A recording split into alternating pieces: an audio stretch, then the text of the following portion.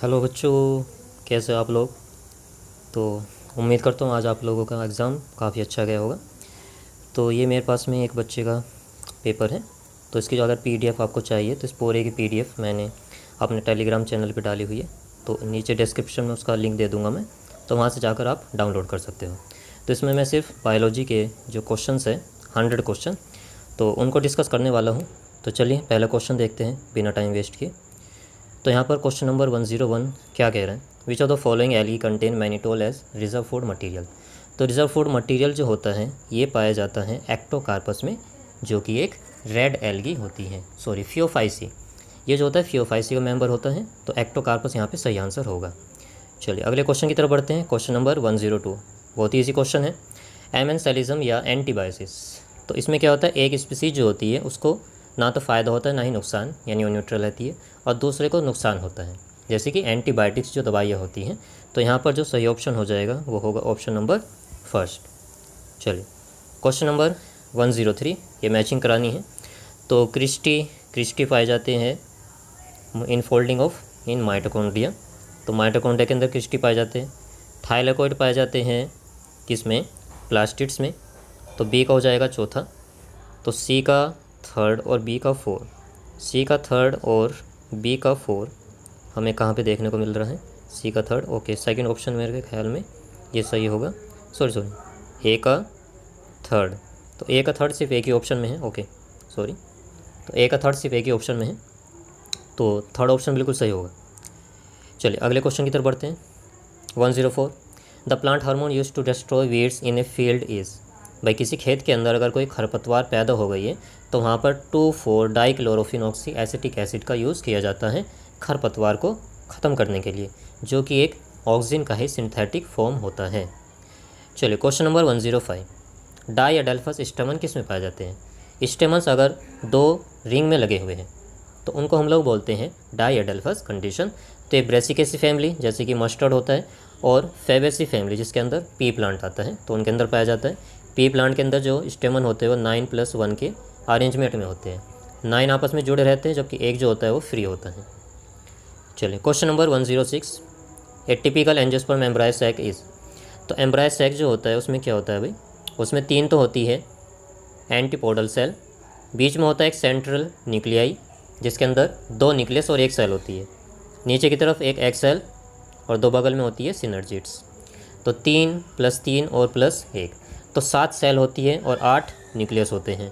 तो 7 सेल और 8 न्यूक्लियस, पहला ऑप्शन बिल्कुल सही होगा।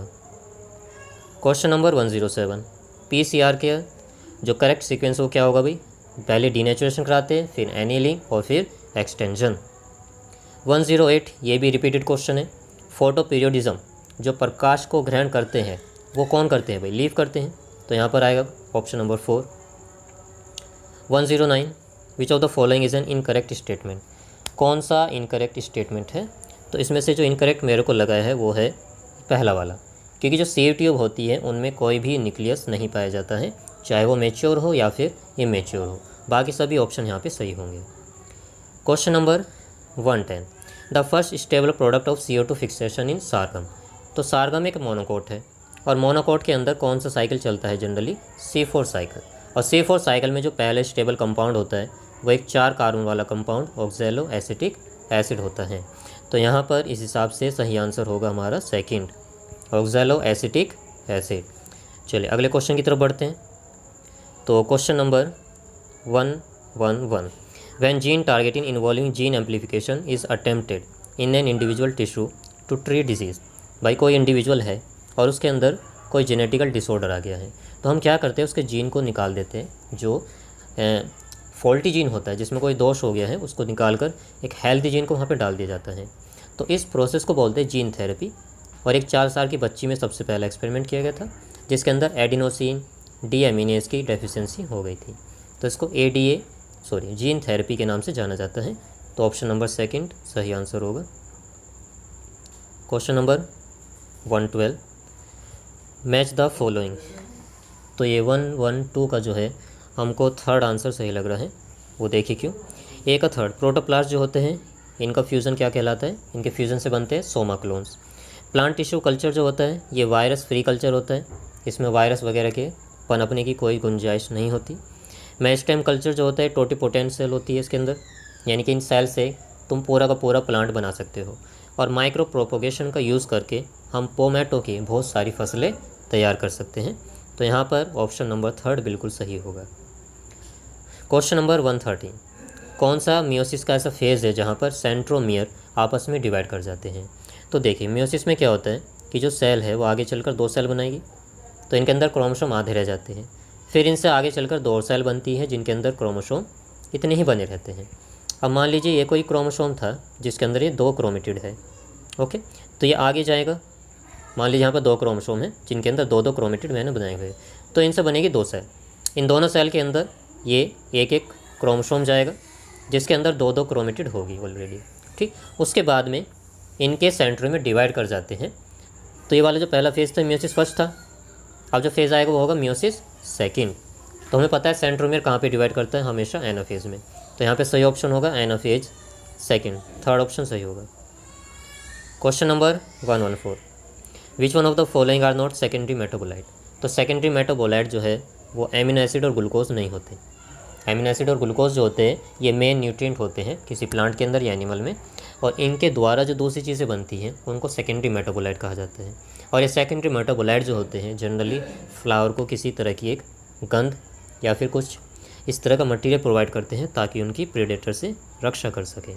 तो सेकेंड ऑप्शन यहाँ पे सही होगा। Question number 115, which of the following plant is monoecious? तो कौन सा मोनोसियस प्लांट है? तो कैरिस पपाया, पपीते का पेड़, ये जो होता है कैसा होता है, ये एक लिंगी होता है, इसमें नर पादप अलग होता है और मादा वाला अलग होता है। कारा, साइकस, साइकस तो हमें पता है ये भी कैसा होता है, डायोसियस, मेल प्लांट अलग होता है और फीमेल प्लांट अलग होता है। और अगले अगर ऑप्शन की बात करें मार्केंशिया, ये भी डायोसियस है, तो यहाँ पे सही ऑप्शन होगा ऑप्शन नंबर सेकंड। जो कारा होता है वो मोनोसियस प्लांट होता है, मेल और फीमेल एक ही प्लांट में पाए जाते हैं। Next, mutation in plant cell can be induced by? तो म्यूटेशन को हम जनरली एनिमल सेल या प्लांट सेल में गामा रेस के द्वारा इंड्यूस करा सकते हैं। और सेल डिवीज़न को अगर प्रमोट कराना है तो उसके लिए हम यूज़ कर सकते हैं काइनेटिन या cytokinin. Question number 117, during the purification process of recombinant DNA technology addition of chilled ethanol? जब आरडीएनए टेक्नोलॉजी में हम लोग चिल्ड एथेनॉल डाल रहे थे टेस्ट ट्यूब के अंदर, तो किस लिए डाल रहे थे? ताकि डीएनए प्रेसिपिटेट होकर बाहर आ जाए। तो ये जो है एक बार और आया हुआ था पिछले साल, तो रिपीटेड क्वेश्चन काफ़ी सारे इसमें देखने को मिले हैं। अगला है 118वां क्वेश्चन कि कोई प्लांट है और उसमें अलग अलग एनवायरनमेंट के प्रति अलग अलग तरह के पाथवे पाए जाते हैं अपने आप को स्टेबल करने के लिए, एनवायरनमेंट में रहने के लिए। तो इस चीज़ को बोलते हैं प्लास्टिसिटी। क्या बोलना है इसको? प्लास्टिसिटी। तो 118 का ऑप्शन नंबर 3 सही होगा। आगे देखते हैं question number 119, which of the following is not N amplification of PCR? तो पॉलीमरेज चेन रिएक्शन के द्वारा कौन सी चीज़ नहीं कर सकते? मॉलिक्यूलर डायग्नोसिस कर सकते हैं, जीन की बहुत सारी कॉपी बना सकते हैं, जीन म्यूटेशन का भी पता लगा सकते हैं, लेकिन प्रोटीन का आइडेंटिफिकेशन या आइसोलेशन नहीं कर सकते। तो यहाँ पर ऑप्शन नंबर 3 जो है वो सही होगा। Question number 120, the amount of nutrients such as carbon, nitrogen, phosphorus and calcium present in the soil at any given time is referred as? इसको बोला जाता है स्टैंडिंग स्टेट। जो नॉन लिविंग बायोमास होता है उसको बोला जाता है स्टैंडिंग स्टेट, और लिविंग बायोमास को बोलते हैं standing crop. Question number 121, the term used for transfer of pollen grain from anther? मान लीजिए कोई प्लांट है और ये दूसरा प्लांट है, इसका पोलन ग्रेन दूसरे प्लांट के स्टिग्मा पे जा रहा है, तो यहाँ पर प्लांट अलग अलग है, तो इस प्रोसेस को बोलते हैं जीनोगेमी। और ये मैंने पहले भी बताया था पिछले क्वेश्चंस में। तो यहाँ पर सही ऑप्शन होगा जीनोगेमी। ओके, चलिए next 122, the production of gamete by the parent, formation of zygote, the F1 and F2 plant can be understood from A diagram code? तो वो डायग्राम होता है पुनेट स्क्वायर, जो कि पुनेट साइंटिस्ट ने दिया था। Question number 123, in the equation GPP gross primary productivity minus respiration is equal to net primary productivity. ये बताया था मैंने कि मान लीजिए कि कोई किचन है, तो किचन के अंदर बहुत सारा फूड बनता है। अब उसमें से थोड़ा सा हिस्सा आपके पास में आता है, बाकी का हिस्सा दूसरों को दिया जाता है। तो ये मान लीजिए पूरा का पूरा प्लांट है जिसने फोटोसिंथेसिस के द्वारा कोई फूड बनाया, तो वो फूड जो होता है उसमें से कुछ उसकी एनर्जी रेस्पिरेशन के रूप में वेस्ट हो जाती है। तो जो बची कुची एनर्जी होती है या बचा कुचा मास होता है उसको बोला जाता है NPP। और आर का मतलब यहाँ पे क्या होता है, रेस्पिरेशन में जो एनर्जी उसकी लॉस हो गई है, तो रेस्पिरेशन लॉस यहाँ पे सही ऑप्शन होगा। क्वेश्चन नंबर 124 कि जब डीएनए का हम जेल इलेक्ट्रोफोरेसिस कराते हैं तो किस कलर के बैंड नजर आते हैं। Second option bright orange red, bright orange band नज़र आते हैं, नारंगी रंग के बैंड। तो एनसीईआरटी से उठाया हुआ क्वेश्चन है, बायोटेक्नोलॉजी चैप्टर से, इलेक्ट्रोफोरेसिस। चलिए, तो क्वेश्चन इतने ज़्यादा डिफ़िकल्ट भी नहीं है, तो थोड़ा मॉडरेट ही है, ना ज़्यादा इजी है ना ही ज़्यादा डिफ़िकल्ट है। चलिए, क्वेश्चन नंबर 125 ये इकोलॉजी से लिया गया है। The factor that leads to founder effect in a population, तो इसका सही ऑप्शन होगा जेनेटिक ड्रिफ्ट। एक होता है बॉटल नेक इफेक्ट, तो उसको भी देखिएगा एक बार, इकोलॉजी चैप्टर के अंदर दिए हुए ये सभी। Question number 126 when the centromere is situated in the middle of two equal arm of chromosome the chromosome is referred to as. मान लीजिए है सेंट्रोमियर, ये है क्रोमेटिड। तो अगर ये सेंट्रोमियर बिल्कुल बीच में स्थित है तो इस स्टेज को हम लोग बोलते हैं, इस सेंट्रोमियर को बोलते हैं, सॉरी क्रोमोसोम को मेटासेंट्रिक। मेटा माने बीच में, तो थोड़ा सा इसको कॉमन सेंस से भी हम लोग सॉल्व कर सकते थे। मिडल माने बीच आता है, तो यहाँ पर मध्य केंद्रीय लिखा हुआ है, तो ऑप्शन नंबर फर्स्ट सही हो जाता है। ये भी बच्चों वाला क्वेश्चन है। सिलेजिनेला और साल्विनिया में दो तरह के स्पोर बनते हैं, तो इस कंडीशन को हेट्रोस्पोरस कहा जाता है, option number 4। Question number 128 okay, तो कोहेजन एडहेजन, कोहेजन जो होता है वो सेम चीज़ों के बीच में जो फोर्स लगता है उसको बोलते हैं, और एडहेजन जो होता है अलग अलग मॉलिक्यूल के बीच में लगने वाला फोर्स। गटेशन क्या होता है कि जो पत्तियाँ होती हैं उनकी किनारों पर सुबह के टाइम वाटर की छोटी छोटी ड्रॉपलेट देखी जाती है, इसको गटेशन बोला जाता है। तो यहाँ पर गटेशन जो है डी का थर्ड होगा, तो डी का थर्ड पहले और चौथे ऑप्शन में आ रहा है। इसके अलावा सरफेस टेंशन सी का हो जाएगा 1, तो सी का 1 हमें नज़र आ रहा है पहले वाले ऑप्शन में। बाकी और मैच कर लेते हैं, ए का second mutual attraction between, okay ये भी सही है, और बी का चौथा, तो यहाँ पर करेक्ट ऑप्शन होगा ऑप्शन नंबर फर्स्ट। चलिए, क्वेश्चन नंबर 129 जेमी आर परसेंटिन, ये मॉस के अंदर पाए जाते हैं, मॉस और कुछ लिवर वर्ड्स में भी मिलते हैं, लेकिन यहाँ पे सही ऑप्शन मॉस होगा। ओके, इसके अलावा अगला क्वेश्चन देखते हैं। क्वेश्चन नंबर 130 केराजीन किससे प्राप्त होती है। तो केराजीन जो होता है कि स्टेबलाइजिंग या थिकनिंग एजेंट होता है, जो कि हमें मिलता है रेड एल्गी से, रोडोफाइसी के अंदर ये एल्गी आते हैं जिनसे केराजीन मिलता है। क्वेश्चन नंबर 131 ये सेंट्रल डोगमा दिया हुआ है, डीएनए से डीएनए का बनना रेप्लिकेशन, तो रेप्लिकेशन पहले कहाँ पे आ रहा है देख लेते हैं। ओके, उसके बाद में डीएनए से आरएनए का बनना ट्रांसक्रिप्शन, आरएनए से किसका प्रोटीन का बनना वो कहलाता है, ओके देखते हैं, ठीक, डीएनए से डीएनए का बनना रेप्लिकेशन, और डीएनए से आरएनए का बनना बी हो जाएगा ट्रांसक्रिप्शन, फिर आरएनए से प्रोटीन का बनना ट्रांसलेशन, और जो डी है वो प्रोटीन है, तो ऑप्शन नंबर थर्ड। बहुत ही ईजी क्वेश्चन था ये तो। Question number 132 which of the following statement is not correct, कौन सा स्टेटमेंट करेक्ट नहीं है। Pyramid of biomass in sea is generally inverted, बिल्कुल सही है। जो पिरामिड होता है बायोमास का वो सी में उल्टा होता है, क्योंकि जो फाइटोप्लैंक्टन होते हैं उनका भार कम होता है, फिर उनसे ज़्यादा प्राइमरी कंज्यूमर, फिर सेकेंडरी कंज्यूमर, और फिर बड़ी बड़ी फिशेज़ आ जाती है जो टर्शरी कंज्यूमर होती है, टॉप कंज्यूमर। और दूसरे में दिया हुआ है pyramid of biomass is sea is generally upright. तो इन दोनों ऑप्शन को कॉमन सेंस के आधार पे भी हम सही कर सकते थे भाई। अगर एक ऑप्शन यहाँ पर दो ऑप्शन दिए हुए हैं कि या तो वो उल्टा होगा या फिर सीधा होगा, तो दोनों में से कोई एक सही हो सकता है, तो हमें पता है कि वो हमेशा सीधा होता है, तो सेकंड ऑप्शन बिल्कुल ही गलत है। क्वेश्चन नंबर 133 चलिए, in spite of inter specific competition in nature which mechanism the competing species might have evolve for their survival.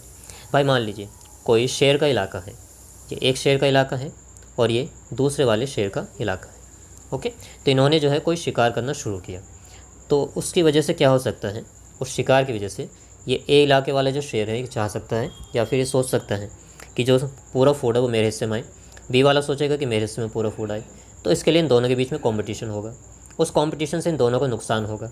अब भाई जो नुकसान है उसको पूरा तो करना है, भरपाई करनी है, तो ये दोनों क्या सोचते हैं कि हम लोग जो है अपने अपने हिस्से का बंटवारा कर लेते हैं कि मेरे हिस्से में इतनी जगह आएगी और तुम्हारे हिस्से में इतनी आएगी, तो तुम्हारे हिस्से में जो भी कोई प्रे आता है, कोई शिकारी आता है, तो वो तुम्हारा होगा और मेरे हिस्से में आएगा तो वो मेरा होगा। यानी कि आपस में जगह को बांट लेते हैं, रिसोर्सेज को आपस में बांट लेते हैं। तो इस प्रोसेस को बोलते हैं resource partitioning. Okay, resource partitioning के द्वारा वो क्या कर सकते हैं, अपने सर्वाइवल को बढ़ा सकते हैं। क्वेश्चन नंबर 134, जो लेंटिसेल्स होती है इनका काम होता है गैसेस का एक्सचेंज करना। तो ए का थर्ड, अब ए का थर्ड जो है सिर्फ एक ही ऑप्शन में, ऑप्शन नंबर सेकंड। तो इस तरह से हम तुरंत ही क्वेश्चन को सोल्व कर सकते हैं। तो जैसे मैंने बताया था कि मैचिंग वाले क्वेश्चन पर ज़रूर ध्यान देना है, क्योंकि बहुत ही ईजी क्वेश्चन होते हैं। चलिए अगला देखते हैं क्वेश्चन। यहाँ पर भी मैचिंग करनी है हमें। तो सिंपल टिश्यू, ओके देखते हैं। Cells with active cell division capacity. तो डिवीज़न कहाँ पे होता है सेल्स के अंदर, मेरिस्टेमेटिक टिश्यू वाली जो सेल है वो हमेशा डिवाइड करती रहती है। तो ए का सेकंड, अब ए का जो सेकंड है वो फर्स्ट वाले ऑप्शन में है, और देखते हैं कहाँ पे है, सिर्फ फर्स्ट वाले में है। तो इतना इजी क्वेश्चन है ये। ए का second, cells with active cell division capacity, तो मेरिस्टेमेटिक टिश्यू। बी का चौथा देख लेते हैं, tissue having all cells similar in structure and function. तो बी का 4, ये भी सही है। Tissue having different types of cell, तो सी का 1, ये भी सही है, vascular tissue. And dead cell, और तो डी का थर्ड स्केलेट। तो फर्स्ट ऑप्शन एकदम सही होगा। बहुत ईजी क्वेश्चन था, एक छोटे से ऑप्शन के आधार पे हमने सारे क्वेश्चन इसके आराम से सोल्व कर दिए। अगला क्वेश्चन है 136। तो ये नाइट्रोजन साइकिल से लिया हुआ है। तो ओके, तो जो नाइट्रोकोकस होता है ये अमोनिया को नाइट्रेट में बदलता है। तो ए का सेकंड, अब ए का जो सेकंड है वो फर्स्ट ऑप्शन के अंदर नज़र आ रहा है, बाकी दूसरे ऑप्शन भी मैच कर लेते हैं। बी का 4 है कि Rhizobium conversion atmospheric nitrogen to ammonia, ये भी सही है। थायोबैसिलस ये डीनाइट्रिफिकेशन करते हैं, ये भी सही है। ओके, तो यहाँ पर ए का जो है हमारा कौन सा आ रहा था, सेकंड। तो फर्स्ट ऑप्शन बिल्कुल सही होगा। चलिए अगला क्वेश्चन, क्वेश्चन नंबर 137। तो ये भी मैचिंग वाला क्वेश्चन है, बहुत ईजी है। एस फेज़ में हमें पता है कि यहाँ पर सिंथेटिक फेज़ होता है, और यहाँ डीएनए और साथ में जो सेंट्रियोल होता है उन दोनों का डुप्लीकेशन हो जाता है। तो डीएनए का रेप्लिकेशन एस फेज़ में होता है, ए का चौथा। अब ए का जो चौथा है वो कहाँ कहाँ पे है, सेकंड और थर्ड ऑप्शन में। क्विसेंट स्टेज हमें पता है शांत क्षेत्र बोला जाता है, और यहाँ पर जो सेल होती है वो डिवीज़न नहीं करती, तो ये इनएक्टिव फेज़ होता है। तो सी का सेकंड, तो सी का जो सेकंड है वो थर्ड ऑप्शन में नज़र आ रहा है, तो थर्ड ऑप्शन बिल्कुल सही होगा। चलिए बढ़ते हैं क्वेश्चन नंबर 138 पर। फैमिली में से क्वेश्चन लिया गया है ये। तो यहाँ पर जाइगोमॉर्फिक का साइन दिया गया है। तो जाइगोमॉर्फिक एनसीईआरटी के अंदर एक ही फैमिली के अंदर है, और वो कौन सी है, फेबेसी फैमिली। तो ए का थर्ड होगा, और इसके आधार पर हम सारे के सारे ऑप्शन को सही कर सकते हैं। चलिए अगले क्वेश्चन की तरफ बढ़ते हैं। Question number 139, which of the following statement is incorrect. During aerobic respiration role of oxygen is limited to the terminal stage. Second, in ETC 1 molecule of NADH gives rise to 2 ATP, ये बिल्कुल ही गलत है भाई। जो NADH होता है बताया था मैंने, एक NADH 3 ATP जनरेट करता है ETS के द्वारा, और एक FADH ये जनरेट करता है 2 ATP। तो यहाँ पर बिल्कुल उल्टा दे रखा है, तो ऑप्शन नंबर जो सेकंड है वो हमारा सही होगा। क्वेश्चन नंबर 140, ये भी इकोलॉजी से लिया गया है। तो यहाँ पर ये ग्रोथ की इक्वेशन दी गई है, NT = N0 e⁻RT। तो E जो होता है नेचुरल लॉग होता है, थर्ड ऑप्शन यहाँ पे सही हो जाएगा। Question number 141, which of the following statement is incorrect. तो इनकरेक्ट छाटना है। Both ATP and NADPH are synthesised during non cyclic photophosphorylation, सही है। स्ट्रोमा लैमेली है PS1 only and lack NADP reductase. Grana lamellae है both PS1 and PS2। Cyclic photophosphorylation involve PS1 and PS2, नहीं। Cyclic photophosphorylation में सिर्फ PS system first involve होता है, और इलेक्ट्रॉन यहीं से चलकर वापस यहीं पर आ जाता है। तो यहाँ पर ऑप्शन नंबर 4 बिल्कुल सही होगा। Question number 142, what is the role of RNA polymerase. तो इसके लिए कोड ध्यान रखना है भाई, आपको काम आएगा आपके। यूकैरियोटिक सेल के अंदर 3 तरह के RNA पॉलीमरेज होते हैं, RNA polymerase first, RNA polymerase second and RNA polymerase third. तो फर्स्ट वाला rRNA बनाता है, सेकंड वाला mRNA बनाता है, और थर्ड वाला tRNA बनाता है। तो थर्ड का ये रोल पूछ रहा है, तो tRNA देख लीजिए कहाँ पर आ रहा है ऑप्शन में, सेकंड ऑप्शन। तो सेकंड यहाँ पर बिल्कुल सही होगा। Question number 143, nowadays it is possible to detect the mutated gene causing cancer by allowing radioactive probe to hybridize its complementary DNA in a clone of cells followed by its detection using autoradiography because। तो यहाँ पर जो सही option है वो option number third होगा, क्योंकि जो म्यूटेटेड जीन है वो फोटोग्राफिक फिल्म पर नज़र नहीं आएगा, क्योंकि आपने जो प्रोब बनाया है उसके अंदर उसका कॉम्प्लीमेंट्री सीक्वेंस प्रेजेंट नहीं होता है। ओके, तो थर्ड ऑप्शन बिल्कुल सही होगा यहाँ पर। Question number 144, which of the following statement is correct? Fusion of two cell is called karyogamy. नहीं, दो न्यूक्लियस के फ्यूज़न को बोलते हैं कैरियोगेमी। फ्यूज़न ऑफ प्रोटोप्लाज्म के फ्यूज़न को प्लाज्मोगेमी कहते हैं, बिल्कुल सही। ऑप्शन नंबर सेकंड बिल्कुल सही होगा। फिर से मैचिंग वाले क्वेश्चन, तो मैचिंग वाले काफ़ी ज़्यादा देखने को मिल रहे हैं क्वेश्चन। पिछली बार भी 2020 में भी इसी तरह से रहा था, और अब की बार भी लगता है कि मैचिंग वाले क्वेश्चन ही ज़्यादा दिए हुए हैं। चलिए, तो बहुत ईजी होते हैं क्वेश्चन, ये फटाफट मैच कर लेते हैं। प्रोटीन का भी पता है सबको, पेप्टाइड बॉन्ड प्रेजेंट होता है, तो A का 4।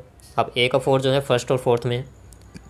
बी देखते हैं, अनसैचुरेटेड फैटी एसिड, इनमें कार्बन कार्बन डबल बॉन्ड होता है, तो B का 1। तो फर्स्ट ऑप्शन बिल्कुल सही हो जाएगा। और भी मैच करा लेते हैं। C का सेकंड होना चाहिए, न्यूक्लिक एसिड फास्फोडाइस्टर बॉन्ड, बिल्कुल सही है। पॉलीसैकेराइड में ग्लाइकोसिडिक लिंकेज पाई जाती है, ये भी सही है, तो फर्स्ट ऑप्शन सही होगा यहाँ पे। Question number 146, select the correct pair. हमें करेक्ट पेयर को छांटना है, चलिए छांटते हैं। Large colourless empty cell in the endo epidermis of grass leaves, subsidiary cell जो गार्ड सेल के पास लगी होती है। In dicot leaves vascular bundle are surrounded by large thick walled cell. नहीं। Cells of medullary rays that form part of cambium ring, interfascicular cambium, बिल्कुल सही। भाई जो वस्कुलर बंडल होते हैं डाइकोट के अंदर, वो एक रिंग में प्रेजेंट होते हैं। कैम्बियम दो तरह की होती है, एक जो वस्कुलर बंडल के अंदर है उसको बोलते हैं इंट्राफेसिकुलर, और जो एक इनके बीच में है मेडुलरी रेज, इनके बीच में कैम्बियम, उसको बोलते हैं इंटरफेसिकुलर कैम्बियम। तो ये दोनों कैम्बियम मिलकर कैम्बियम रिंग बनाती है, तो यहाँ पर थर्ड ऑप्शन बिल्कुल सही होगा। क्वेश्चन नंबर 147, जब डीएनए फिंगरप्रिंटिंग कराते हैं तो कुछ डीएनए सीक्वेंस को सेलेक्ट किया जाता है, आधार बनाए जाते हैं, तो वो होते हैं रिपीटेटिव डीएनए सीक्वेंस, जिनको बोला जाता है variable number of tandem repeats, VNTR sequence. Question number 148, तो इसमें मेरे को थोड़ा सा कन्फ्यूजन लग रहा है। 148 का जो है मेरे को इसमें जो लग रहा है वो फर्स्ट वाला लग रहा है, तो इसको एक बार जो है थोड़ा चेक करना पड़ेगा। क्वेश्चन नंबर 1 में बता दूँ, इसको जो है थोड़ा सा डाउट है, या फर्स्ट और सेकंड में से मुझको लग रहा है कि कोई एक हो सकता है। खैर, आप इसको देखिएगा एक बार ज़रूर। आगे बढ़ते हैं क्वेश्चन नंबर 149 पर। आइडेंटिफाई द करेक्ट स्टेटमेंट, तो करेक्ट स्टेटमेंट छाटना है। In capping methyl guanosine triphosphate is added to the 3' end, नहीं, वो 5' एंड पर 7 मिथाइल गुआनोसिन ऐड होता है। RNA polymerase binds with Rho factor to terminate the process of transcription in bacteria. The coding strand in a transcription unit is copied to an mRNA. Split gene arrangement is characteristic of prokaryote. Split gene जो होते हैं ये नहीं, prokaryote के अंदर नहीं पाए जाते, यूकैरियोट में मिलते हैं। तो इसमें जो हमारा करेक्ट ऑप्शन हो सकता है वो मेरे को लग रहा है ऑप्शन नंबर सेकंड या फिर थर्ड, पर सेकंड के ही ज़्यादा मुझे चांसेस लग रहे हैं, क्योंकि जो रो फैक्टर है वही ट्रांसक्रिप्शन को स्टॉप कराता है और सिग्मा फैक्टर जो होता है उसको स्टार्ट कराता है, तो सेकंड ही मेरे को इसमें सही लग रहा है। Question number 150, in some member of which of the following pair of families pollen grain retain their viability for month after release, कि निम्न में से किन कुलों के युग्म में उनके कुछ सदस्यों में पराग कणों की जो जीवन क्षमता है वो उनके मुक्त होने के बाद महीनों तक रहती है। तो ये पाई जाती है एक तो रोजेसी फैमिली और एक लेग्यूमिनेसी फैमिली के सदस्यों में। तो इनके जो बीज होते हैं काफ़ी महीनों तक भी सर्वाइव कर जाते हैं। चलिए जूलॉजी के क्वेश्चन देखते हैं, सेक्शन ए से क्वेश्चन से। Question number 151, which of the following characteristic is incorrect with respect to cockroach. तो कॉकरोच के बाद में यहाँ पर बताया गया है। A ring of gastric caeca is present at the junction of midgut and hindgut. दूसरा, hypopharynx lies within the cavity enclosed by the mouth parts, ये सही है। In female 7 to 9 sterna together form a genital pouch, okay सही है। 10th abdominal segment in both sexes bear a pair of anal cerci. तो anal cerci तो दोनों के अंदर होते हैं, लेकिन जो एनल स्टाइल था वो सिर्फ मेल के अंदर मिल रहा था। तो पहला ऑप्शन तो बिल्कुल ही गलत है, तो यहाँ पर जो सही ऑप्शन हमें छांटना था वो है फर्स्ट, तो 151 का पहला आंसर सही हो जाएगा। चलिए अगले क्वेश्चन पे बढ़ते हैं। क्वेश्चन नंबर 152, तो यहाँ पर भी मैचिंग करानी है, ईजी है भाई। Okay, com plates C4 com और C4 टीनोफोरा, सॉरी यहाँ पर C4 हो जाएगा टीनोफोरा, तो सी का सेकंड, अब सी का सेकंड नीचे वाले तीसरे और चौथे ऑप्शन में है। नीडोब्लास्ट कहाँ मिलते हैं? सिलेंट्रेट्स में, तो डी का 1 हो जाएगा। अब डी का 1 थर्ड ऑप्शन में आ रहा है, तो बाकी का ऑप्शन देखने की ज़रूरत भी नहीं पड़ेगी। चलिए question number 153, a specific recognition sequence identified by endonuclease to make cuts at specific position within the DNA. तो जैसे मैंने बताया था कि ये नमन है, ओके। तो एक ऐसा सीक्वेंस है, इसको अगर आप सीधा पढ़ोगे ऐसे तो भी नमन ही पढ़ा जाएगा, उल्टा पढ़ोगे तो भी नमन ही आएगा। तो इस सीक्वेंस को बोलते हैं पैलिंड्रोमिक सीक्वेंस। तो ऐसे सीक्वेंस जो होते हैं ये छाटे जाते हैं रेस्ट्रिक्शन एंडोन्यूक्लियस के द्वारा। जैसे कि इको R1 जो होता है इस सीक्वेंस पे कट करता है GAA TTC, फिर इसी का कॉम्प्लीमेंट्री नीचे होता है GAA TTC। यहाँ 5 होता है, फिर यहाँ पे 3, यहाँ 3 और यहाँ पे 5। तो पैलिंड्रोमिक सीक्वेंस यहाँ पर बहुत ही सही आंसर हो जाता। तो यहाँ पे ऑप्शन नंबर 3 बिल्कुल सही होगा। अगला थोड़ा सा दिमाग लगाने वाला क्वेश्चन था और बहुत ही ईजी क्वेश्चन था, तो थोड़ा सा कॉमन सेंस यहाँ पे यूज़ करना था। The fruit fly has 8 chromosome. तो इसमें डिप्लॉयड सेल में 8 क्रोमोसोम है। During interphase of mitosis if the number of chromosome at G1 phase is 8। Okay, तो माइटोसिस स्टार्ट हुआ, ओके, उसमें G1 फेज है, उसमें क्रोमोसोम के नंबर 8 है, ठीक है। उसके बाद वो S फेज़ में एंटर करेगी। तो होता क्या S फेज़ में, ये है एक क्रोमोसोम, ओके, जिसके अंदर सिंगल कॉपी ऑफ DNA है। तो जब वो S से होकर निकलेगा उसमें डबल कॉपी ऑफ DNA हो जाती है, लेकिन क्रोमोसोम का नंबर चेंज नहीं होता है। तो क्रोमोसोम का नंबर सिर्फ मियोसिस में चेंज होता है, S फेज़ में क्रोमोसोम का नंबर वही बना रहता है। तो यहाँ पर ऑप्शन नंबर 1 बिल्कुल सही था। जो 16 लगा के आए हैं वो बिल्कुल ही गलत ऑप्शन होगा, क्योंकि पहले से डिप्लॉयड ऑर्गेनिज्म है। आप 16 कर दोगे तो टेट्राप्लॉयड हो जाएगा। तो S फेज़ में थोड़ी ना टेट्राप्लॉयड होते हैं, वहाँ DNA की अमाउंट डबल होती है, ना कि क्रोमोसोम। चलिए question number 155, AB blood group को यूनिवर्सल रिसिपिएंट क्यों कहते हैं? क्योंकि इसके पास दोनों एंटीजन होते हैं, AB और BB, लेकिन एंटीबॉडी कोई भी नहीं होती। तो इसको किसी का भी ब्लड दिया जा सकता है।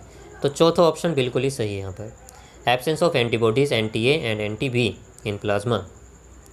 Question number 156, which of the following statement wrongly represent the nature of smooth muscle. Smooth muscle जो होती है इनको चिकनी मसल बोलते हैं और इनके अंदर कोई भी धारियाँ नहीं पाई जाती। तो पहला सही है यहाँ पर। दे आर इन्वॉल्ट्री मसल, ये इन्वॉल्ट्री मसल होती है, इन पर हमारा कंट्रोल नहीं है। चौथा यहाँ पर है, ये मसल पाई जाती है इंटरनल ऑर्गन में, जैसे कि हमारी आंतें हो गई, इंटेस्टाइन, और हमारा स्टमक हो गया, ब्लड वेसल्स हो गई। तीसरा ऑप्शन यहाँ पर गलत होगा कि ये जो होती है इंटरकैलेटेड डिस्क के द्वारा कम्युनिकेशन करती है, तो ये बिल्कुल गलत होगा। तो 156 का थर्ड ऑप्शन सही ऑप्शन होगा। 157, तो ये बहुत ईजी क्वेश्चन था भाई। मसीडी, तो मसीडी फैमिली कह रहा है, तो इससे मिलता जुलता जो वर्ड है वो हाउस फ्लाई का होता है। हाउस फ्लाई का जो साइंटिफिक नेम है वो मस्का डोमेस्टिका होता है। क्यों? क्योंकि मसीडी फैमिली से बिलोंग करती है।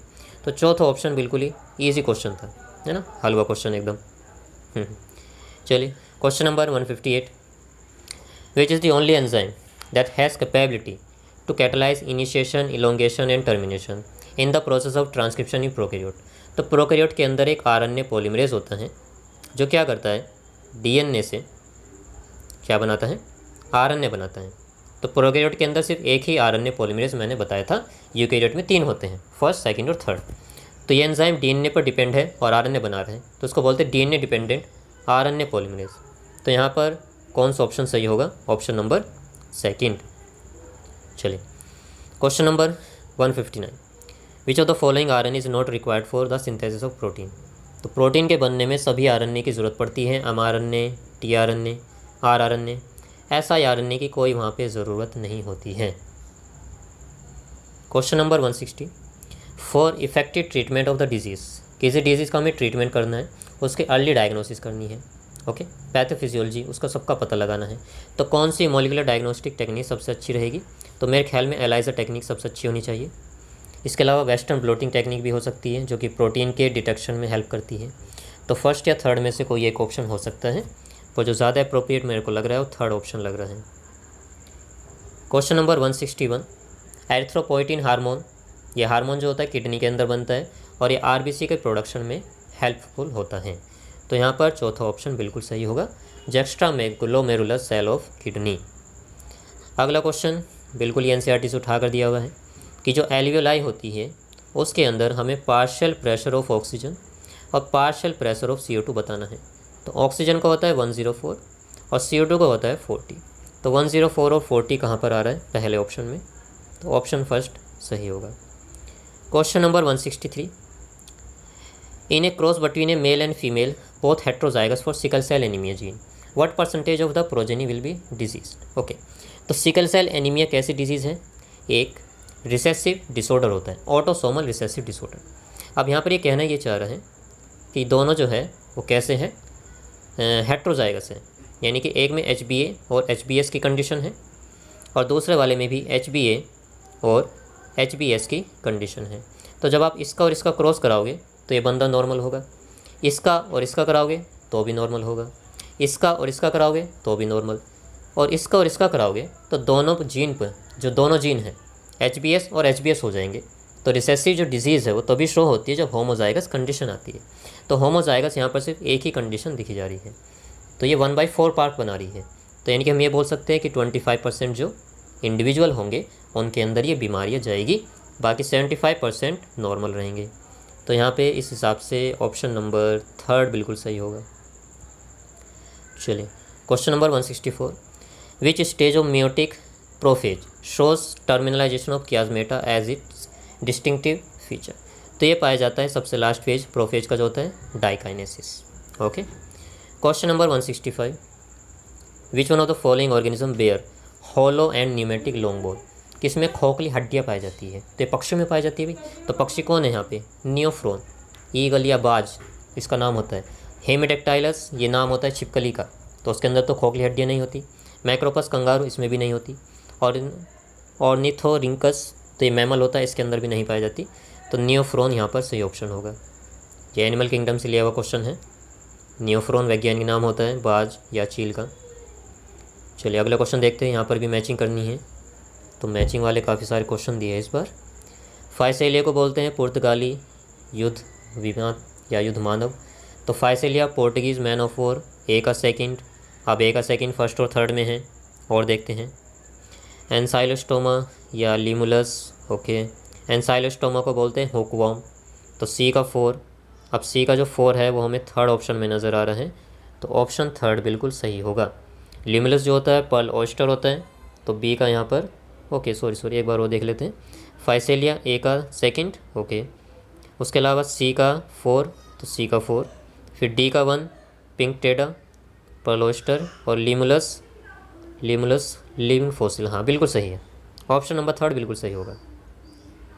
लिमुलस जो होता है किंग क्रैब कहलाता है, लिमुलस जो होता है लिविंग फॉसिल होता है। Question number 167, which of the following is not an objective biofortification? भाई जो फसलें होती हैं जैसे कि नमक है, तो नमक के अंदर आयोडीन मिला दिया जाता है। इस तरह से जो विटामिन ए से प्रचुर जो चावल बनाया गया था जिसको गोल्डन राइस कहते हैं, तो उसमें विटामिन ए भी काफ़ी प्रचुर मात्रा में डाला गया था। तो पौधों के अंदर या फसलों के अंदर या खाद्य पदार्थों के अंदर गुणवत्ता को सुधारना, प्रोटीन की गुणवत्ता को, न्यूट्रिशन की गुणवत्ता को या दूसरी चीज़ों की गुणवत्ता को सुधारना बायोफोर्टिफिकेशन कहलाता है। तो इसके अंदर हमारा पहले सही छांट लेते कौन कौन से हैं। इसमें प्रोटीन के कंटेंट को सुधारा जाता है, बिल्कुल सही है। विटामिन की कंटेंट बिल्कुल सही है। माइक्रोन्यूट्रिएंट और मिनरल के कंटेंट को भी सुधारा जाता है, लेकिन डिजीज़ रेजिस्टेंस जो है इसको नहीं बनाया जाता है। तो इस हिसाब से ऑप्शन नंबर सेकंड बिल्कुल सही ऑप्शन होगा। अगला ये भी बहुत ईजी क्वेश्चन है भाई, शारगैफ रूल से है ये। अगर एडेनिन 30% है डीएनए के अंदर, तो थाइमिन, गुआनिन और साइटोसिन की प्रतिशत मात्रा क्या होगी? अब जितना एडेनिन होता है उतने थाइमिन भी होता है। तो एडेनिन कितना है? 30। तो थाइमिन भी कितना होगा? 30 होगा। टोटल कितना होगा? 60। अब इस 60 को जो है 2 पार्ट्स में डिवाइड कर लीजिए, तो 30 तो 30 के अंदर जी आ जाएगा और सी आ जाएगा, क्योंकि जितना जी होता है उतना ही सी भी होता है। तो थाइमिन 30, साइटोसिन 30 और गुआनिन जो होगा, सॉरी कैलकुलेशन में मिस्टेक हो गया, सॉरी, एडेनिन है यहाँ पे 30, तो थाइमिन भी कितना होगा भाई? 30 होगा। अब ये हो गया टोटल 60। अब इस 60 को 100 में से माइनस करेंगे तो हमारे पास 40 आएगा। अब इस 40 के अंदर 20% साइटोसिन और 20% गुआनोसिन होगा, क्योंकि दोनों की मात्रा सेम होती है। तो एडेनिन और थाइमिन 30-30, गुआनिन और साइटोसिन 20-20। तो यहाँ पर ऑप्शन कौन सा है? थर्ड वाला ऑप्शन बिल्कुल ही सही हो जाएगा। क्वेश्चन नंबर 169 रिप्रोडक्टिव हेल्थ वाले चैप्टर से लिया गया है, बहुत ईजी क्वेश्चन है। वैसेक्टोमी में क्या करते हैं? वास डिफरेंस को काट कर बांध दिया जाता है। तो सी का सेकंड, अब सी का सेकंड सिर्फ एक ही ऑप्शन में है, ऑप्शन नंबर सेकंड, तो बहुत ही ईजी क्वेश्चन था। एक बार फिर भी मैच कर लेते हैं। ए का 1 एंटीस्पर्म थ्रू सर्विक्स ब्लॉक, उसके अलावा आईयूडी, बी का third phagocytosis sperm with in the uterus, vasectomy removal of vas deferens, and tubectomy removal of fallopian tube. Okay, question number 170 venereal disease, या इनका दूसरा नाम होता है एसटीडीज, सेक्सुअली ट्रांसमिटेड डिजीज़। तो ये किस किस के द्वारा फैलती है? स्टेराइल नीडल के यूज़ करने से, ब्लड ट्रांसफ्यूजन से, इन्फेक्टेड मदर से उसके फीटस में। तो तीनों ऊपर वाले सही ऑप्शन होंगे। चलिए, question number 171 the centriole undergoes duplication. भाई डीएनए हो या फिर सेंट्रियल हो, दोनों का डुप्लीकेशन एस फेज में होता है, synthetic phase. Question number 172 receptor for sperm binding in mammals are present हो। देखिए, जो ह्यूमन का एग है उसके चारों तरफ एक मेम्ब्रेन पाई जाती है जिसको बोलते हैं जोना पेलिसिडा, जिसके ऊपर कुछ स्पीसीज स्पेसिफिक रिसेप्टर लगे होते हैं।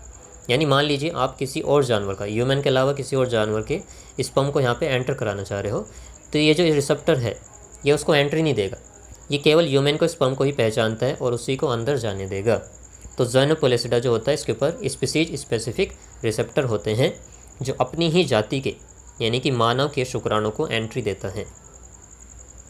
क्वेश्चन नंबर 173 एनवायरमेंटल इशू से लिया गया है। डॉप्सन यूनिट जो होती है ओजोन की मोटाई को नापने की इकाई होती है, और इसका जो डिप्लीशन हो रहा है, जिसको खतरा हो रहा है, वो CFC की वजह से होता है, क्लोरोफ्लोरोकार्बन, जो फ्रिज और एसी से गैस निकलती है। क्वेश्चन नंबर 174 बहुत ईजी क्वेश्चन। तो एसिटोबैक्टर एसिटाई का पता है हमें, एसिटिक एसिड बनाता है। तो बी का 1, अब बी का 1 सिर्फ एक ही ऑप्शन में है पहले वाले में, तो दूसरे ऑप्शन देखने की ज़रूरत भी नहीं होगी। ओके, क्वेश्चन नंबर 175, इसमें भी थोड़ा सा मेरे को डाउट लग रहा है, तो इसमें सही ऑप्शन मेरे को सेकंड वाला लग रहा है, toxin abrin. Okay, alkaloid codeine, तो ये आपको थोड़ा सा एक बार चेक करना पड़ेगा कि 175 में कौन सा हो सकता है, पर मेरे को इसमें सेकंड लग रहा है। क्यूलैक्टिन नहीं हो सकता, कॉनकेवलिन ए, ये तो करेक्टली मैच है। ओके, ड्रग्स रिसिन, ये हो सकता है मैच हो, तो आप मेरे को कमेंट करके बताइएगा इसका ऑप्शन क्या रहना है। क्वेश्चन नंबर 176 एंडोमेम्ब्रेन सिस्टम, तो इसके अंदर कौन कौन आता है? इसमें आता है Golgi complex, endoplasmic reticulum, lysosome और वैक्यूल, ये 4 ऑर्गेनेली आते हैं। तो कहाँ पर ये option number second, endoplasmic reticulum, Golgi complex, lysosome और vacuole.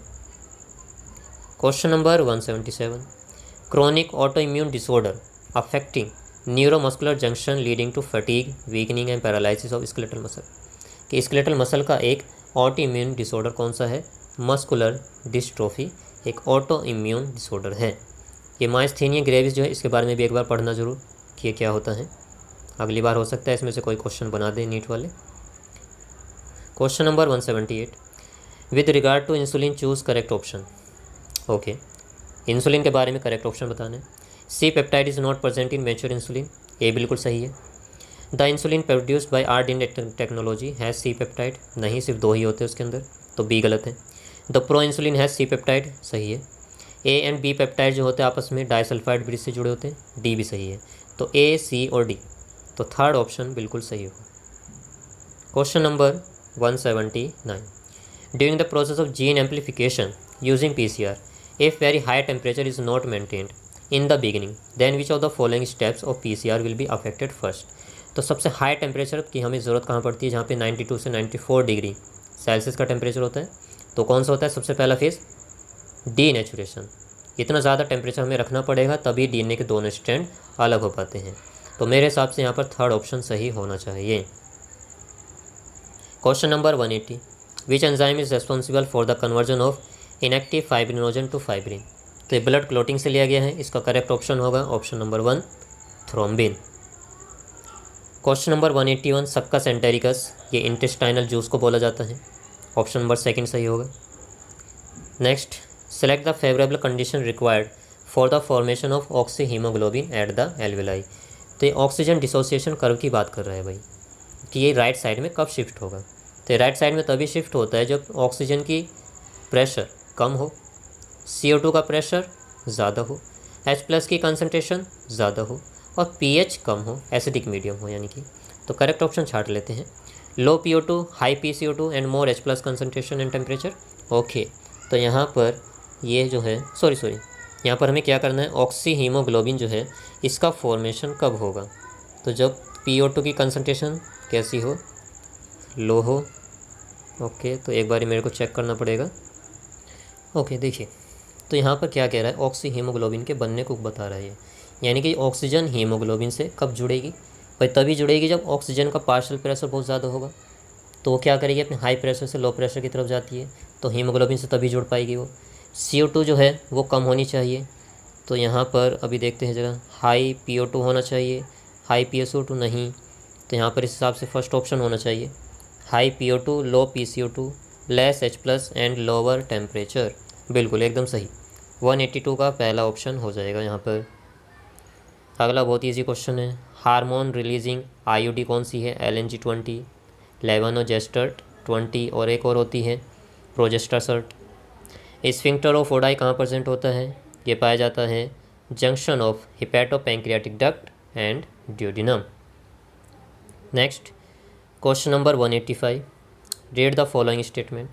Metagenesis is observed in helminth, echinoderms are triploblastic and coelomate animal, तो बी सही है, हमें करेक्ट ऑप्शन बात बताने हैं। Round worm have organ system level of organisation, ये भी सही है। Comb plates present in ctenophore help in digestion, ये बिल्कुल गलत है, जो कॉम्प्लेट पाई जाती है वो उनके चलने में हेल्प करती है। Water vascular system is characteristic of echinoderms, तो सी भी सही है, तो BCD, तो BCD देखते हैं कहाँ पर है, B, C और D इकाइनोडर्म्स जो होते हैं ट्रिप्लोब्लास्टिक है, सीलोमेट है। Round worm have organ system level of body organisation and water vascular system, तो B, C और E, सॉरी B, C और E चौथे ऑप्शन में है, तो चौथा ऑप्शन बिल्कुल सही हो जाएगा। Question number 186, which of these is not an important component of initiation of parturition in human. तो ह्यूमन के अंदर पार्चुरेशन यानी कि बच्चा जन्म देने की या डिलीवरी की जो प्रोसेस होती है उसको पार्चुरेशन कहते हैं। तो उस टाइम पर ऑक्सीजन का भी बहुत ज़्यादा रोल होता है, क्योंकि कंट्रैक्शन कराता है मसल्स का, मायोमेट्रिन का। प्रोस्टाग्लैंडिन का भी रोल होता है, एस्ट्रोजन प्रोजेस्टेरोन का भी रोल होता है। लेकिन जो प्रोलैक्टिन है इसका रोल बच्चे के जन्म के बाद में आता है, ना कि पार्चुरेशन के टाइम पर। तो यहाँ पे इस हिसाब से चौथा ऑप्शन बिल्कुल सही होना चाहिए। Question number 187, during muscular contraction which of the following event occur. A band wide होगा, नहीं ये तो बिल्कुल नहीं होगा। I band reduces in with, ये हो सकता है, सी ऑप्शन हो सकता है। H जोन डिसअपियर भी हो जाएगा, तो ए और सी कहाँ पर आ रहा है, तो ए और सी जो है वो पहले ऑप्शन के अंदर देखने को मिल रहा है, तो 187 के अंदर पहला ऑप्शन सही होगा। Question number 188, following are the statement with reference to lipid. Lipid के बारे में कुछ कथन दिए हुए हैं, तो हमें करेक्ट सीक्वेंस छाटना है। Lipids having only single bond are called unsaturated, नहीं, जिनमें सिंगल बॉन्ड होता है उनको सैचुरेटेड बोलते हैं।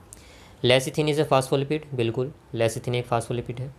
Try hydroxy propane is glycerol, बिल्कुल ट्राई हाइड्रोक्सी प्रोपेन ग्लिसरॉल ये होता है CH2OH, उसके बाद CHOH और फिर CH2OH, तो इसी को ग्लिसरॉल भी कहा जाता है। चलिए उसके अलावा यहाँ पर देखते हैं, पामिटिक एसिड में 20 कार्बन है, नहीं। एराकिडोनिक में 16 है, नहीं, एराकिडोनिक में 20 होते हैं, तो B और C सही है। तो B और C कहाँ पर है, थर्ड ऑप्शन के अंदर, तो B और C सही हो जाएगा, थर्ड ऑप्शन एकदम करेक्ट आंसर होगा।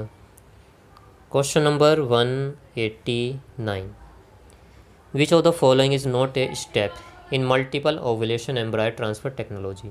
देखिए भाई, इसके नाम से ही इसके क्वेश्चन का आंसर का भी पता चल रहा है। हमें क्या कराना है, बहुत सारे एग बनाने हैं, तो एग बहुत सारे बनेंगे। अब एग बनने का जो प्रोसेस है या एग जो बाहर निकलते हैं वो LH हार्मोन की वजह से निकलते हैं, तो पहला ऑप्शन भी सही होगा। बहुत सारे एग बना रहे हैं, तो दूसरा ऑप्शन भी सही है। चौथा ऑप्शन भी सही है, क्योंकि आप एम्ब्रायो को ट्रांसफ़र करा रहे हो, तो 8 to 32 सेल स्टेज में उसको ट्रांसफ़र करा सकते हैं। तीसरा ऑप्शन बिल्कुल भी सही नहीं होगा, आर्टिफिशियल इंसेमिनेशन, यानी कि इसमें हम क्या करेंगे, सीमन लिया जाएगा और उसको जो काव है उसके वेजाइना में या यूट्रस में ट्रांसफ़र कराया जाएगा, तो वो तो बिल्कुल ये कहलाएगा ही नहीं। भाई एम्ब्रायो कहाँ बन रहा है, उसमें एम्ब्रायो कब बनेगा, जब आप लैब के अंदर स्पर्म लोगे और एग लोगे और उनका आपस में फ्यूज़ करा के वो बनाओगे जाइगोट और फिर एम्ब्रायो, और एम्ब्रायो को बाद में ट्रांसफ़र कराया जाएगा सरोगेट मदर में। तो तीसरा ऑप्शन जो है यहाँ पर बिल्कुल ही गलत होगा। Question number 190, identify the type of cell junction that help to stop the leakage. अब किसी चीज़ में लीकेज जो है उसको बचाने के लिए क्या करना होगा, उनको टाइटली एक दूसरे से अटैच कर दो। तो टाइट जंक्शन तो आना है ही पहले वाले में, तो पहले वाले में टाइट जंक्शन आना है, तो सेकंड ऑप्शन ही सही होगा, बाकी देखने की भी ज़रूरत नहीं है। Question number 191, the adenosine deaminase deficiency, ADA disease जो 4 साल की बच्ची में एक्सपेरिमेंट किया गया था जीन थेरेपी का, तो एक ऐसा डिसऑर्डर होता है डिसफंक्शन ऑफ इम्यून सिस्टम। इसमें जो हमारी लिम्फोसाइट होती है वो ठीक से मैच्योर नहीं हो पाती। क्वेश्चन नंबर 192, कह रहा है कि जो एयूजी है वो मैथ्योनिन और फिनाइलएलानिन बनाता है, बिल्कुल गलत। एयूजी को स्टार्टिंग कोडोन या इनिशिएशन कोडोन कहते हैं, समारंभन कोडोन, और ये सिर्फ मैथ्योनिन को बनाता है, फिनाइलएलानिन को नहीं बनाता। तो ए जो है वो बिल्कुल ही गलत होगा। ट्रिपल ए और एएजी दोनों ही लाइसिन बनाते हैं, ये सही है। तो यहाँ पर जो फर्स्ट है वो इनकरेक्ट है और सेकंड जो है वो करेक्ट है, चौथा ऑप्शन सही होगा। क्वेश्चन नंबर 193, कुछ बोन्स दी हुई है और उनके दिए हुए हैं यहाँ पर कौन कौन से उनके बीच में जॉइंट्स पाए जाएंगे। तो जो वर्टिब्रल कॉलम है यहाँ पर पाई जाती है कार्टिलेजिनस जॉइंट्स। डी का 1, अब डी का 1 दूसरे और तीसरे में है। स्टर्नम जो पसले को जोड़ती है हमारी हड्डी, ये फ्लैट बोन होती है। तो सी का सेकंड, अब सी का सेकंड सिर्फ एक ही ऑप्शन में है, ऑप्शन नंबर 1 में, तो पहले ऑप्शन बिल्कुल सही होगा। क्वेश्चन नंबर 194, इसमें हमें डिजीज़ के साथ में इनको मैच करना है। तो फाइलेरिया किसकी वजह से होता है, वुचरेरिया बैंक्रॉफ्टी। ए का थर्ड, अब ए का थर्ड सिर्फ एक ही ऑप्शन में है, तो हो गया आंसर। चलिए अगला क्वेश्चन देखते हैं। Question number 195, following are the statement about prostomium of earthworm. जो अर्थवर्म होता है उसके मुंह के ऊपर एक छोटा सा ढक्कन पाया जाता है जिसको प्रोस्टोमियम कहते हैं। तो ये एक सेंसरी ऑर्गन भी होता है जिसकी वजह से कैंचुए को पता चलता है कि लाइट है या फिर डार्क है। साथ में क्या करता है, मिट्टी के अंदर गुफा सी बनाता रहता है, तो और माइक्रो ऑर्गेनिज्म को धीरे धीरे अंदर भी लेता रहता है। तो it serve as a covering of mouth, बिल्कुल माउथ की कवरिंग की तरह काम कर रहा है। It helps to open cracks in the soil into which it can crawl, बिल्कुल सही है। It is one of the sensory structure, बिल्कुल। It is the first body segment, नहीं, फर्स्ट बॉडी सेगमेंट को पेरिस्टोमियम कहते हैं और ये है प्रोस्टोमियम। तो ए, बी और सी बिल्कुल सही होंगे। तो कहाँ पर ये पहले ऑप्शन में है, पहला ऑप्शन बिल्कुल सही होगा। Question number 196, which of the following secretes the hormone relaxin during the later phase of pregnancy. तो इसमें आ जाएगा हमारा ओवरी। वैसे ओवरी से होता है तो ओवरी नहीं दी हुई है, तो कार्पस ल्यूटियम यहाँ पर लगा सकते हैं क्योंकि कार्पस ल्यूटियम ओवरी के अंदर ही पाया जाता है। 197, हिस्टोन प्रोटीन। भाई जो डीएनए होता है उस पर कैसा चार्ज बताया है हमने, नेगेटिव चार्ज, क्योंकि एसिडिक प्रॉपर्टी रखता है। अब एसिड के साथ में बेस को ही जोड़ना पड़ेगा। भाई बेस जो है, बेस पर कैसा चार्ज होगा, पॉजिटिव चार्ज। तो हिस्टोन प्रोटीन जो साकर जुड़ती है उन पर पॉजिटिव चार्ज होता है। क्यों, क्योंकि वो बेसिक प्रोटीन की बनी होती है और उनमें बेसिक एमिनो एसिड लाइसिन और आर्जिनिन पाया जाता है। तो चलिए क्या छाटना है यहाँ पर, रॉन्ग स्टेटमेंट छाटना है। Histone are organise to form a unit of 8 molecule, बिल्कुल ऑक्टामर होता है। The pH of histone is slightly acidic, बिल्कुल गलत, बहुत ईजी क्वेश्चन था ये। 197 बिल्कुल ही गलत होगा। हिस्टोन जो है वो एसिडिक नहीं है, बेसिक है। भाई एसिडिक कौन है हमारा, डीएनए। तो डीएनए पे कैसा चार्ज है, नेगेटिव। अब नेगेटिव से पॉजिटिव जोड़ना पड़ेगा, तो पॉजिटिव कहाँ पे होता है, बेस के ऊपर। तो यहाँ पर जो प्रोटीन होती है वो बेसिक प्रोटीन होती है, ना कि एसिडिक। तो ऑप्शन नंबर सेकंड यहाँ पर सही था। क्वेश्चन नंबर 198, चलिए ये कह रहा है कि कोई इंसान है, कोई व्यक्ति, वो बहुत ही ऊंचाई पे जाता है तो उनको क्या होता है, उनको सांस लेने में दिक्कत होती है, उनका जो ब्रीथिंग का रेट होता है उसमें थोड़ी दिक्कत हो जाती है, सांस लेने में उनकी जो नब्ज़ दर होती है उसमें दिक्कत हो जाती है। तो ऐसा क्यों हो रहा है, तो ये जो होता है ये इसलिए हो रहा है क्योंकि ऑक्सीजन ठीक से सप्लाई नहीं हो पाती है।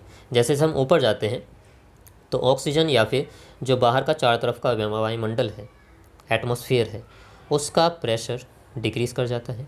अब प्रेशर अगर डिक्रीज़ करेगा तो हेनरी का एक लॉ होता है केमिस्ट्री के अंदर जो बताता है कि प्रेशर डिक्रीज़ करने से किसी गैस की लिक्विड में सोलिबिलिटी भी डिक्रीज़ कर जाएगी, यानी कि जो ऑक्सीजन है उसके ब्लड में सोलिबिलिटी भी कम हो जाएगी, यानी कि ब्लड के अंदर ऑक्सीजन उतनी ज़्यादा नहीं मिलेगी जितनी कि मिलनी चाहिए थी। तो ब्लड को अगर ऑक्सीजन नहीं मिलेगी तो सेल्स तक ऑक्सीजन की सप्लाई नहीं हो पाएगी और धीरे धीरे हमें क्या हो सकता है, चक्कर आना, उल्टियाँ लगना, ये सब सिम्टम्स देखने को मिल सकते हैं। तो यहाँ पर असर्शन भी ठीक है और रीज़न भी ठीक है, और असर्शन रीज़न दोनों ही बिल्कुल सही है और रीज़न बिल्कुल इसकी करेक्ट एक्सप्लेनेशन दे रहा है। तो यहाँ पर पहला ऑप्शन मेरे को बिल्कुल सही लग रहा है, दोनों ट्रू हैं और आर जो है इसकी करेक्ट एक्सप्लेनेशन है। चलिए 199, तो 199 में एलन्स रूल जो है ये पोलर बेयर के बारे में बताता है, पोलर सील, ठंडे देश में ठंडी जगह पर रहने वाले जीवधारी के बारे में। इसको पढ़िएगा ज़रूर एक बार। तो इसका जो हमारा करेक्ट ऑप्शन है 199 का, वो तीसरा वाला एकदम सही है। एनसीईआरटी के इकोलॉजी चैप्टर से लिया गया है। Allen's rule polar seal. B का 1 है फिजियोलॉजिकल एडेप्टेशन कंगारू रैट के अंदर। इसके अलावा सी का 2 behavioural adaptation desert lizard and D का 3 मैराइन फिश एट डेप्थ। और लास्ट क्वेश्चन, क्वेश्चन नंबर 200, तो इसके लिए मैंने कोड भी बताया था, उससे आराम से हो जाता है। ACHD analogous organ convergent evolution को शो करते हैं और होमोलोगस ऑर्गन डाइवर्जेंट को शो करते हैं। तो कन्वर्जेंट इवोल्यूशन, पहले डाइवर्जेंट वाला देख लेते हैं। डाइवर्जेंट किसका होगा? Bones of forelimb in man and whale. तो मनुष्य के अंदर जो हाथ है और जो व्हेल का फ्लिपर होता है उसमें भी हड्डियाँ पाई जाती हैं, मनुष्य की जैसी उसकी संरचना है, लेकिन व्हेल का फ्लिपर तैरने में हेल्प कर रहा है और मनुष्य का हाथ चीज़ों को पकड़ने में हेल्प करता है। तो इसको होमोलोगस ऑर्गन कहते हैं और ऐसे ऑर्गन डाइवर्जेंट इवोल्यूशन को शो करते हैं। तो सी का 2 होगा। अब सी का 2 देख लेते हैं किसके अंदर है, सिर्फ एक ऑप्शन के अंदर नज़र आ रहा है। तो इस तरह से हम क्वेश्चंस को स्मार्ट तरीके से अटैम्प्ट कर सकते हैं। तो ये था आपका 2021 का क्वेश्चन पेपर बायोलॉजी के आंसर्स। तो अपने दूसरे फ्रेंड्स को भी इसको शेयर कीजिएगा और अभी थोड़े दिनों में इसकी आंसर की भी आ जाएगी, तो उसके साथ में भी आप लोग मैच कर लीजिए। हो सकता है कि थोड़ा बहुत एक आधा आंसर इधर उधर हो जाए कि मैंने जो है वो गलत लगा दिया और बाद में जो है वो आपका आंसर की में कुछ और दिया हुआ हो। तो ये था आज के लिए इतना ही, बाकी मिलते हैं फिर, तब तक के लिए थैंक यू।